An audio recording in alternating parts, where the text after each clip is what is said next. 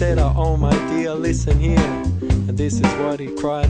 On my feet I wear 2 shoes for dancing, dancing to be free. On my feet they're paying tribute to the Bobby Marley legacy. On my knees they got some cuts and bruises from my skating all my days.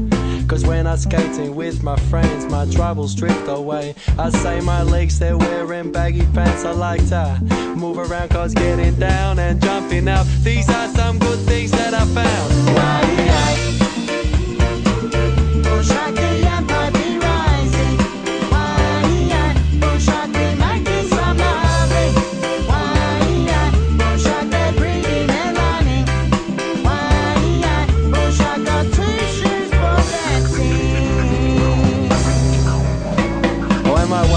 It's got a slinky bolt with a clip that's quick to open. Because the loving is the sweetest thing, and up from my waist it happens. And my stomach's got some tasty food that's making me feel good.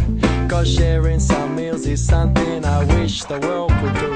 When my chest it wears a singlet, while my chest it beating proud.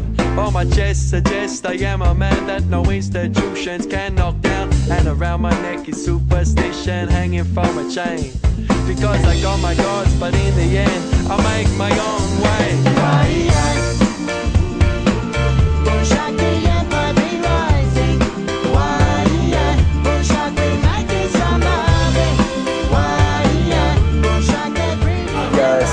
Jeg er syg, og jeg skal undervise i radioplanen. Blues, det er også single hit. Små top. Vi har hver eneste gruppe fået tildelt 500.000 kroner, som vi skal fordele blandt nogle forskellige bands. Der her blandt er Volbeat, og jeg kan også se, at der er et stykke af Carl Nielsen, så jeg tror da, at vi støtter alt det der heavy og alt det der dansk klassisk, hvis det står til mig i hvert fald.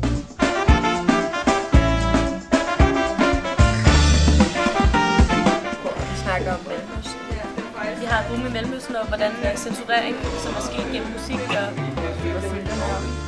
både personlige, men også sådan for et land, om der skal revolution, eller om folk bare tager det stille og fredeligt, der skal censurere. Og hvordan går det med det? Det går ganske godt. Det går godt fremad. Vi er lige ved at stikke ned i en case om Mellemøsten. Vi brainstormer lidt.